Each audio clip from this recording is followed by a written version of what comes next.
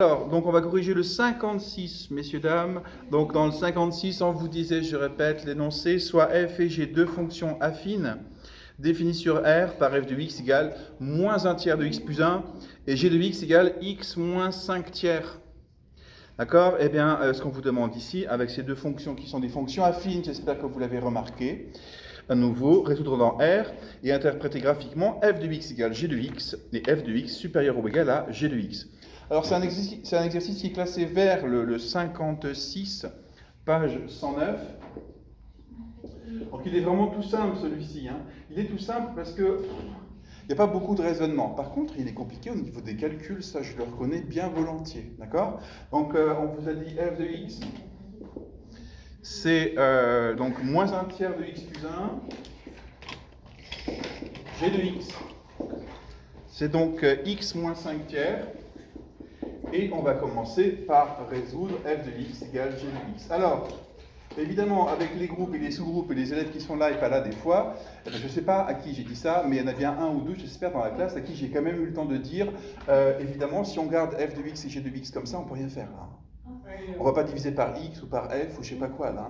Il faut bien sûr utiliser les expressions de f et de g. Pour résoudre ça, l'inconnu c'est bien x ici, d'accord? Donc il faut absolument transformer f de x en moins 1 tiers de x plus 1 et g de x en x moins 5 tiers. Voilà, si ça vous paraît évident, tant mieux. Si ça ne vous paraissait pas évident, ben ça, il n'y a pas le choix. Hein. On ne peut rien faire sans les expressions explicitement écrites de f de x et g de x. Alors il faut résoudre ça. Hein. Ah, on l'a fait plein de fois déjà. Bah oui. Comment tu fais là ici? Tu as les x des deux côtés, donc tu vas te débrouiller pour les mettre du même côté. D'accord? Donc par exemple, ce que tu peux faire, moi j'aime pas le moins 1 tiers x comme ça. Hein. Je vais faire plus 1 tiers x. Hein. Plus 1 tiers de x. Pourquoi? Parce que bah, j'aime pas les moins. Alors maintenant, c'est vrai que si je fais ça, les x ils vont disparaître à gauche. Ça te choque vraiment que x soit plus à gauche du signe égal? Ah, moi ça me choque pas trop alors. Et donc x plus 1 tiers de x, ça fait combien? Parce que ce plus 1 tiers, tu vas ajouter à tout ça, donc tu vas faire ici, ça fait x moins 5 tiers plus 1 tiers. Hein. Et ça c'est facile à trouver en fait, x moins 1 tiers, x moins 5 tiers plus 1 tiers de x. Déjà il faut que tu comprennes que tu ne peux pas assembler ça. Ce que tu peux assembler c'est ça et ça. On est d'accord? Hein? Ça fait combien d'x en tout ça? Beaucoup? 4 tiers, parce que là il y a 3 tiers, là il y en a un quatrième que tu viens de mettre en plus. Donc ça fait 4 tiers de x, bien vu. Le moins 5 tiers n'a pas bougé, mais donc ici il ne reste plus que 1. D'accord? Là, voilà, c'est ça qui nous intéresse ici. Là. Et puis, bien sûr, on veut se débarrasser de tout ce qui traîne autour de x. Ce qui traîne autour de x, c'est ce moins 5 tiers, c'est ce 4 tiers. Et comme je l'ai déjà dit ce matin, on fait de l'algèbre là. Hein. Donc, ici, on est en train de démêler tout ça. X, il est empêtré dans un 4 tiers, dans un 5 tiers. Mais si je te donnais une valeur pour x, quelle opération tu ferais en premier? Si je te disais x vaut 1000, combien ça vaut ça? Tu commencerais par faire 4 tiers fois 1000. Donc ça, c'est la dernière opération que tu vas gérer. C'est le moins 5 tiers que tu ferais en dernier. C'est ça que tu vas gérer en premier maintenant. Donc la première chose, c'est de dire, ben ça, je vais me débarrasser de ce moins 5 tiers en faisant plus 5 tiers de chaque côté. Et donc ça fait ici 4 tiers de x, ça oui. Mais à gauche, 1 plus 5 tiers, ça fait combien de tiers en tout? Eh bien 8. Bien sûr, puisque 1 c'est 3 tiers, donc c'est comme ça qu'il vaut mieux le voir. Hein. 3 tiers plus 5 tiers, je crois qu'on voit clairement que ça en fait 8 des tiers. Oh, je vois tout de suite que x vaut combien là? 16 fois, non? Non, x il ne vaut pas 8. 8 tiers égale 4 tiers fois x. Donc bien sûr que x vaut 2. Bah oui, 8 tiers, t'en as 8 des tiers là. Bah si, t'en as 8 là. Et t'as 4 tiers fois je sais pas combien pour que ça fasse 8. C'est 4 fois 2 qui fait 8. 4 tiers fois 2, ça fait 8 tiers. Oui, on divise par Ok, oui, on peut, je suis d'accord, on peut multiplier par 3. Hein? Non, diviser par... Non, fois 3 quarts. Oui, ouais, d'accord. Ah oui? D'accord. En fait, on peut diviser par 4 tiers ici, et donc multiplier par 3 quarts. N'oubliez pas que normalement, on fait évidemment la même chose à gauche et à droite, mais là, on fait vraiment la même chose à gauche et à droite. Hein. D'accord? Ah, Divisé par une fraction, c'est multiplié par l'inverse. Hein. oui. C'est mieux parce que des fractions divisées par des fractions égale des fractions. Mais c'est pas beau, les fractions divisées par des fractions. Il vaut mieux multiplier les fractions entières entre elles. Et donc ça ne fera plus que x du coup. 4 tiers divisé par 4 tiers, ça disparaît. Par contre ici, 8 tiers fois 3 quarts. Et ça s'arrange bien quand on est proactif. Je l'ai déjà dit, c'est-à-dire que le 3, hein, vous n'allez pas le faire 3 fois 8 et 4 fois 3. Ces 3 se simplifient. Et là, le 4 et le 2 se simplifient aussi. 4 reste un 1, 8 devient un 2. X égale 2 sur 1. 2, bah dites, on avait déjà dit ça avant? Bah oui, bien sûr.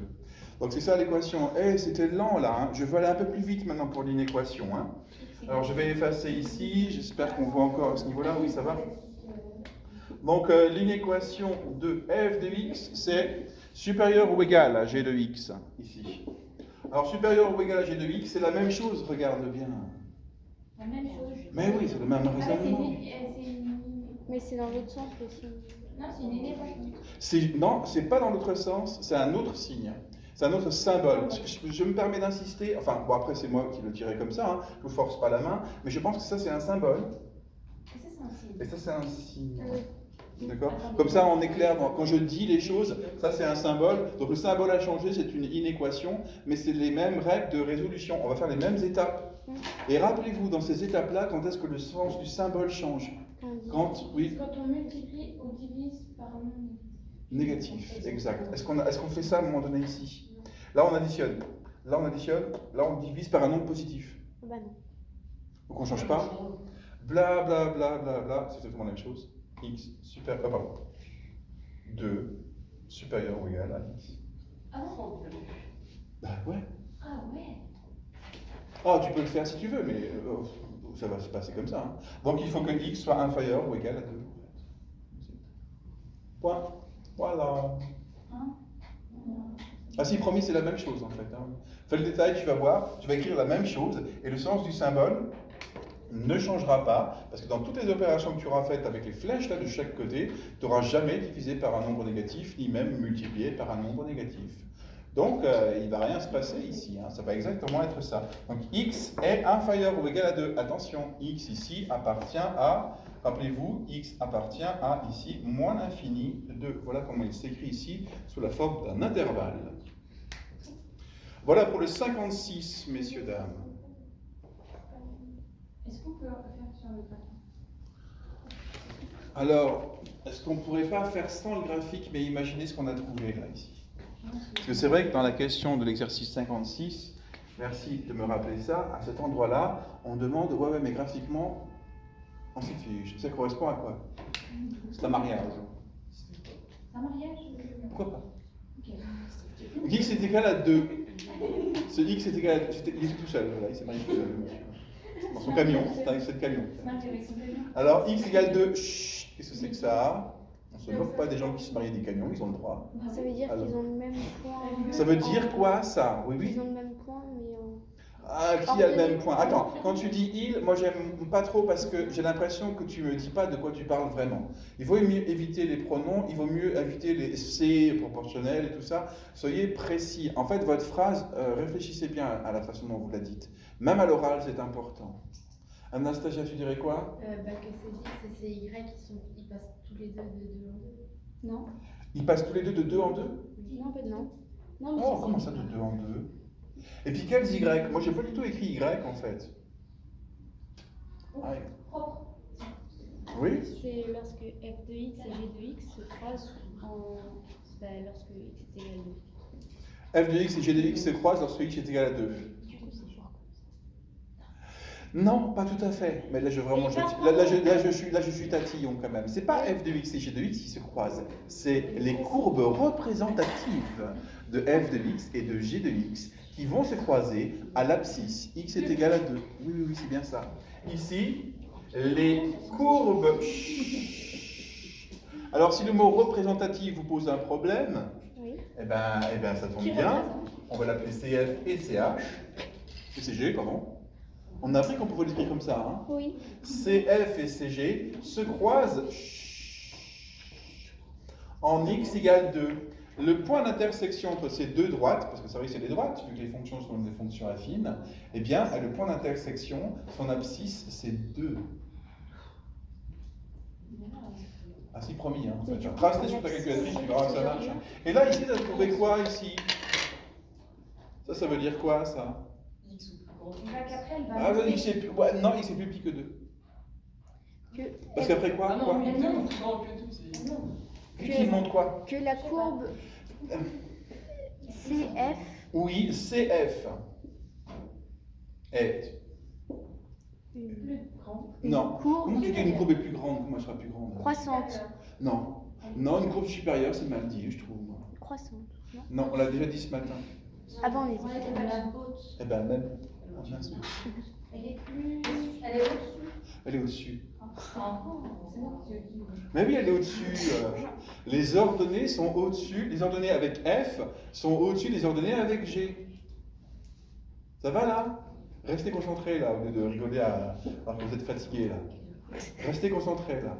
Donc on est bien d'accord, les ordonnées sur F, la courbe de F, sont au-dessus des ordonnées avec la courbe de G. Arrête Léonie, ça va? Oui ou pas?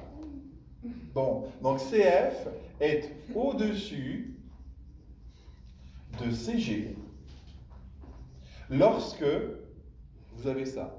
Mais c'est pas lorsque là. Parce que vous avez résolu ici une inéquation.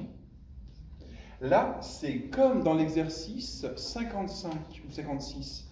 C'est si et seulement si x appartient à moins l'infini de.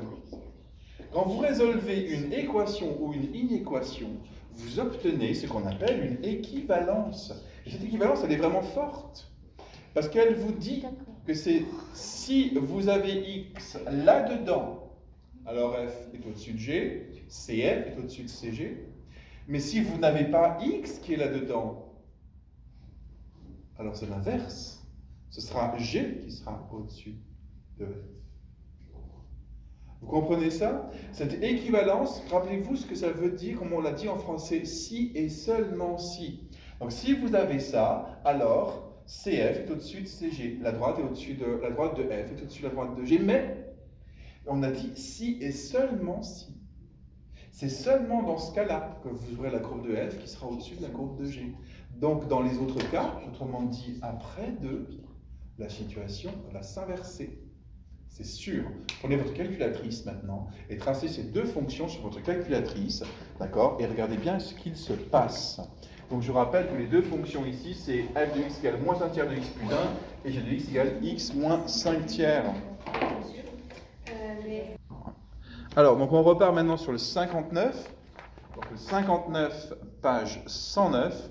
Et dans le 59, page 109, on vous dit un truc horrible. F de x plus f de moins x est égal à 1.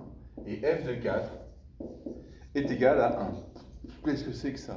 Déjà, est-ce qu'on a f de x égale à x plus b là-dedans? Que dalle. Non mais sérieux, pas du tout. Là. Est-ce que c'est une fonction affine? T'en sais rien. Oh, peut-être que c'est dit. C'était dit que c'était une fonction affine ou pas? Oui, oui. Définie sur R. Ouf. Juste définie sur R, mais c'est une fonction affine. Oui. Donc ça va. Derrière, il y a f de x égale à x plus b. Combien vaut a, combien vaut b? On n'a pas dit ça en fait. Hein. Et c'est le but. On sait ça, et ça c'est pour tout x appartenant à R. Ok, d'accord. Donc c'est une propriété, on va dire, hein, de f de x, parce que combien vaut f de 5? Je ne sais pas. Combien vaut f de 8? Je ne sais pas. Et si je regarde que ça, je ne peux pas le trouver pour l'instant. Mais combien vaut f de 0? Ça, je peux le savoir. F de 0 vaut 0,5. Ouais. Je vous promets, f de 0 vaut 0,5. Là.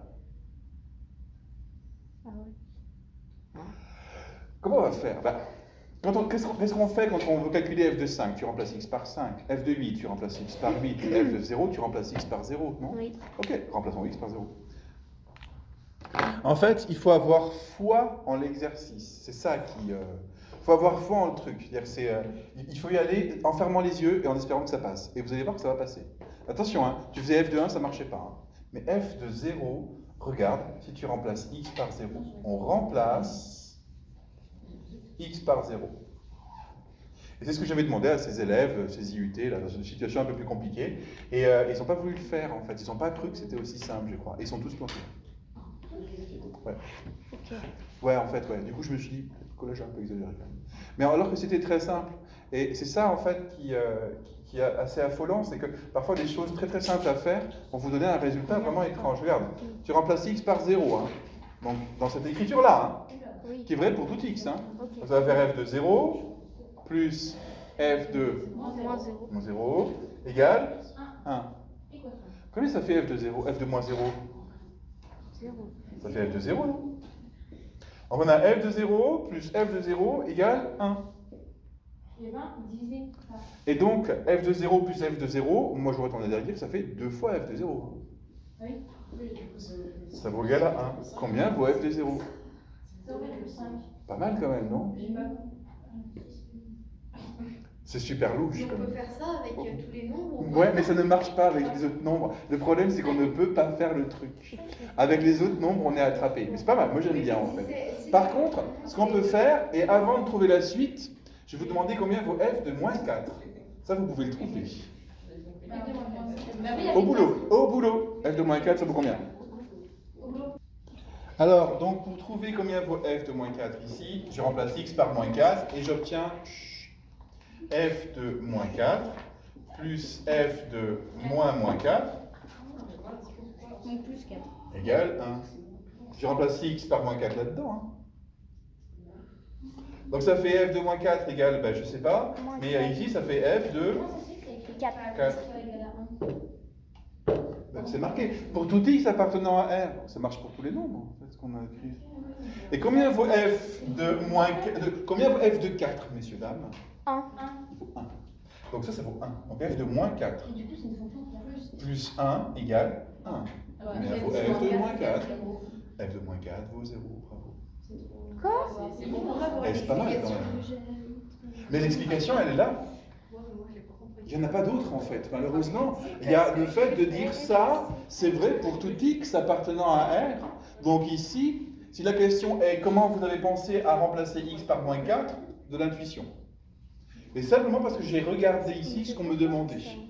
Et quand je veux calculer une image généralement, qu'est-ce que je fais? Je remplace l'antécédent qu'on m'a donné, le x, par la valeur qu'on m'a donnée, moins 4. Et j'ai regardé ce que j'obtenais. Dans la seule écriture, c'est pas du tout une expression de f de x. Hein. Mais c'est la seule écriture où j'ai du f de x. Et en plus, elle est valable pour tout x appartenant à R. Donc je sais que là-dedans, je peux remplacer x par moins 4 ou par 4, hein, si tu veux. Hein. Et maintenant, je regarde ce que j'obtiens. J'obtiens ça. Il faut le faire bien, bien proprement. Hein. Oui. Oui. Mais pourquoi c'est f de moins 4 plus 1? Ben parce que f de 4, c'est combien? 1. 1. C'est à cause de cette information-là, en fait, qui était là, ici, juste là, que j'ai remplacé f de 4 par 1. Est-ce que ça marche avec f de 5? Eh ben non.